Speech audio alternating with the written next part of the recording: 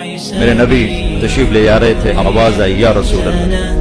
تو آپ نے دیکھا ایسے دائیں بائیں کوئی نظر نہیں آیا، پھر آواز آئی یا رسول اللہ۔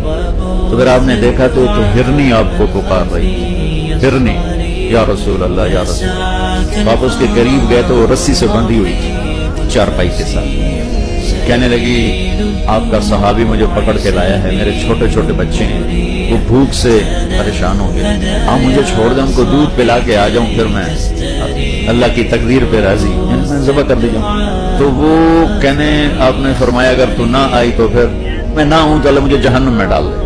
تو آپ نے اس کی رسی کھول دی اور وہیں بیٹھ گئے، ہرنی بھاگ گئی۔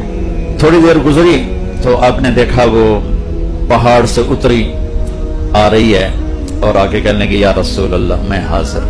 آپ نے اسے دوبارہ باندھ کے وہیں بیٹھ گئے۔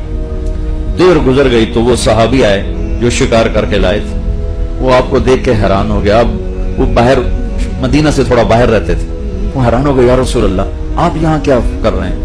تو آپ نے فرمایا ایک کام ہے۔ کہا جو فرمائیں؟ کہ یہ ہرنی مجھے گفٹ کرو۔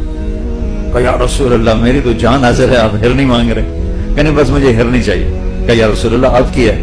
تو آپ نے اس کی رسی کھولی اور اس کو تھپکی دے کر کہا جا اپنے بچوں کے پاس چلی جا، سچ نجات دیتا ہے۔